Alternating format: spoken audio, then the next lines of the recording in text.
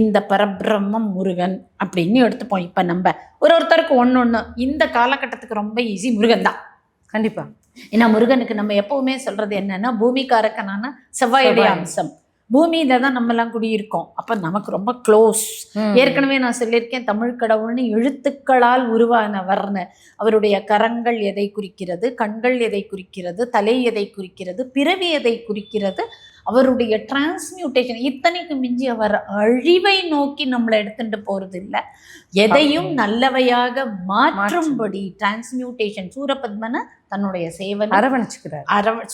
தன்னுடைய இணையா அவர் மாத்தி அமைச்சார் அப்படிங்கிறது எல்லாத்தையும் பார்க்கிற போது நமக்குள்ள இருக்கக்கூடிய தவறுகளை கூட மன்னித்து நம்மை நல்லவராக போற்றும்படியான ஒரு பொருளாக அவரை வைத்து போற்றுவதற்கு இணையான ஒரு மனிதனாக மாற்றக்கூடியவன் தான் முருகன்.